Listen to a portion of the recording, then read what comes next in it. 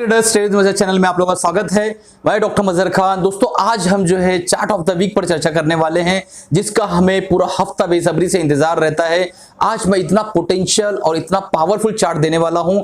दोस्तों पोटेंशियल का मतलब होता है एनर्जी जो होती है पोटेंशियल फॉर्म में रहती है, उसको जब हम यूज करते हैं तो पता चलता है कि उसके अंदर कितना ज्यादा पोटेंशियल था। बिल्कुल इस तरीके से इस चार्ट को जब हम देखेंगे तो हमें समझ में आएगा कि इसके अंदर बहुत बड़ा पोटेंशियल अभी भी बाकी है। तो किस लेवल पे बाय करना है, क्या स्टॉप लॉस रखना है, क्या टारगेट रखना है, सारी चीजों को हम इसमें जानने वाले हैं। इसके फंडामेंटल और टेक्निकल पर्सपेक्टिव से पूरे चार्ट्स को देखने वाले हैं और देखने वाले हैं दोस्तों कि इसको कब तक रखना है, किस लेवल तक इसको ले जाना है, सारी चीजों को जानने की कोशिश करेंगे। इससे पहले वीडियो शुरू करूं, आप लोगों से गुजारिश है कि इस चैनल को सब्सक्राइब कर लीजिए, बेल बटन दबा दीजिए ताकि जब भी नई वीडियो डालूं आप लोगों तक पहुंच सके। दोस्तों एक अनाउंसमेंट कि हमारा ज्वाइन बटन आ चुका है। अगर आप वीकली बेस पे अगर आपको स्विंग ट्रेडिंग्स के कुछ वीडियोस डीप एनालिसिस वाले चाहिए, एकदम डिटेल एनालिसिस वाले चाहिए, तो देरी किस बात की दोस्तों, आप ज्वाइन बटन जो है तुरंत जो है सब्सक्राइब कर लीजिए और उस पर जो हमारे जो ट्रेड्स होते हैं वो भी आपको दिखेंगे और सारी चीजों की जानकारी मिलेगी।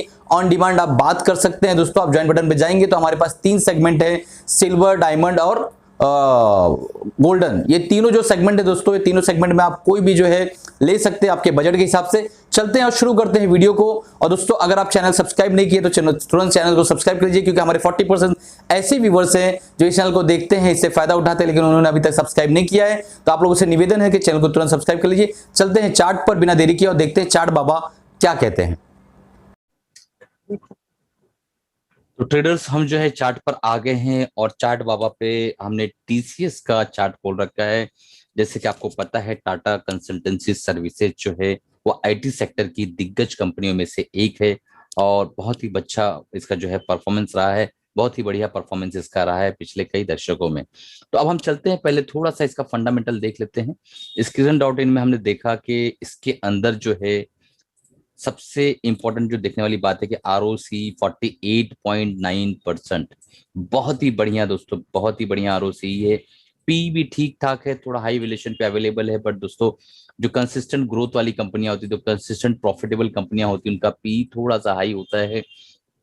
आरओई भी बहुत अच्छा है, डिविडेंड यील्ड भी ठीक ठाक है, 1% के ऊपर डिविडेंड यील्ड जो होता है मेरे लिए ओके होता है दोस्तों। और मार्केट कैप जो है इसका बहुत ही बढ़िया है, तकरीबन तकरीबन 12,50,000 करोड़ के आसपास का मार्केट कैप है इसका। अब हम चलते हैं और देखने की कोशिश करते हैं टिकर टैब पे इसका ओवरव्यू। ओवरव्यू देखो दोस्तों, पिछले एक महीने में जो है ये 8% भागा है, पिछले एक साल के अंदर 59.56% भागा है, पिछले 5 सालों में जो है इसने 176% के रिटर्न दिए हैं। अब हम चलते हैं और देखने की कोशिश करते हैं इसके फाइनेंशियल्स पे, जो कि बहुत ही इंपॉर्टेंट है। तो सबसे पहले हम इनकी इनकम देख लेते हैं। तो इनकम आपके सामने चार्ट खुला है। टोटल रेवेन्यू जो है ईयर ऑन ईयर इसका बढ़ रहा है। पिछले जो 2020 एफआई था उससे बेहतर इस बार हुआ है। 2021 के अंदर 1,61,541 करोड़ का रेवेन्यू था, अब 1,67,311 का रेवेन्यू है। और उसके बाद नेट इनकम जो है इसकी पिछले जो है साल से कुछ ग्रोथ की तरफ ही है और 32,340 करोड़ के आसपास का रेवेन्यू इसका नेट इनकम था। इस बार 32,430 करोड़ है। तो नेट इनकम भी ग्रो किया है, तो फंडामेंटली भी काफी साउंड है, स्ट्रांग है। और उसके बाद हम देखते हैं बैलेंस शीट। बैलेंस शीट में सबसे इंपॉर्टेंट जो पॉइंट होता है दोस्तों देखने के लिए कि इसके अंडर टोटल एसेट जो है, इसने अपने एसेट को बढ़ाया है पिछले साल से। तकरीबन 1,20,000 करोड़ के आसपास का एसेट था, अब 1,29,000 के आसपास का करोड़ के आसपास का एसेट है इसका। टोटल लाइबिलिटी जो है वो थोड़ी सी इंक्रीज हुई है।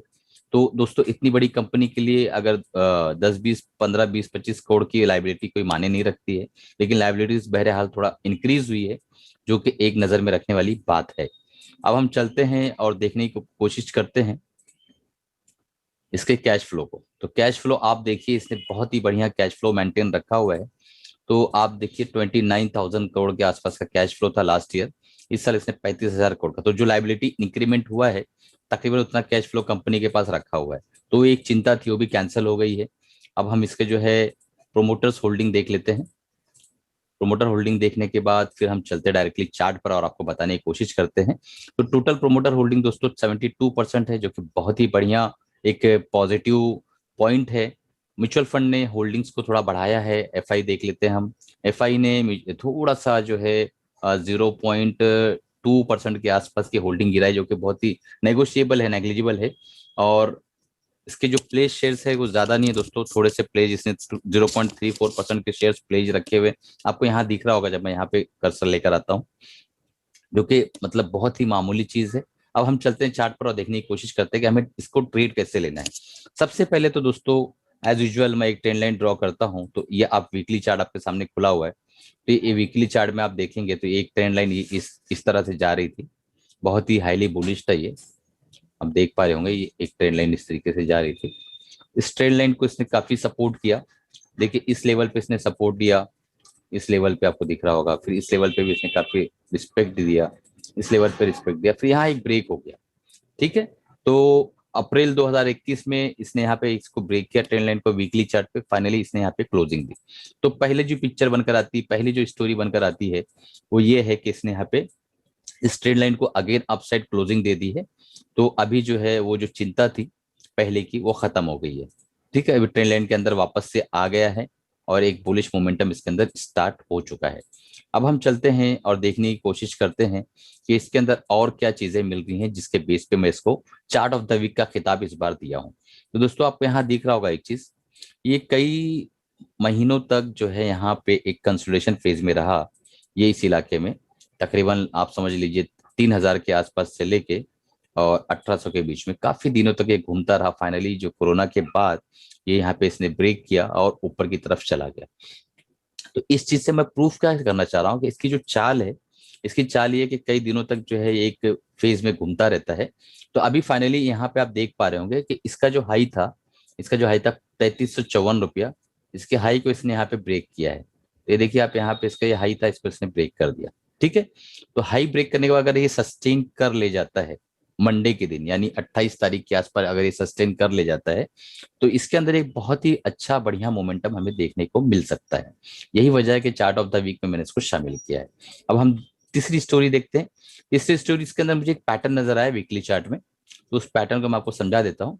देखिए यहाँ पे जो है ना एक डबल बॉटम फॉर्मेशन पैटर्न हुआ है और उसकी जो नेकलाइन है दोस्तों ये है, इसने इस कैंडल पे उसने नेकलाइन को ब्रेक कर दिया है। ठीक है, तो इस कैंडल को जब ये नेकलाइन को इसने ब्रेक कर दिया है तो ये जो है according to the double bottom pattern एक बुलिश पैटर्न है। तो अब यहां से ये दर्शाता है कि अब ये ऊपर की तरफ जाएगा। ठीक है, तो ये तीन स्टोरी जो इंपॉर्टेंट है। उसके बाद फंडामेंटली बहुत ही स्ट्रांग कंपनी है। इसका पैटर्न ये है कि जब भी अपने हाई को तोड़ता है तो अच्छा मोमेंट देता है।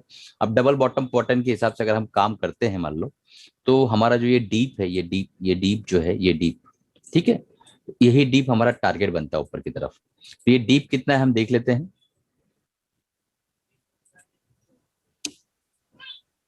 मैं आपको बताता हूँ ये डीप कितना है। ये डीप लगभग लगभग दोस्तों आप समझ लीजिए, अगर हम यहाँ से लाइन ड्रॉ करते हैं तो 3350 के आसपास है और ये डीप है 3,000 का। तो 300 रुपए का ये डीप है, तो यहाँ से 300 का टारगेट बहुत आसानी के साथ बनता है।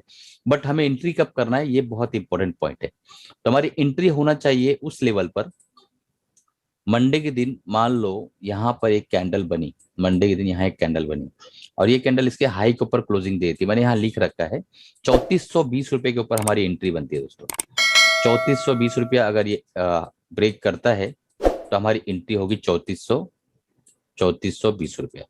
ठीक है, यहाँ मैंने लिख रखा है, आप देख सकते हैं यहाँ पर 3420 रुपए की हमारी एंट्री होगी और उसके बाद हमारा स्टॉप लॉस का लो होगा। इसका लो जो है वो भी मैं आपको बता देता हूं क्या है।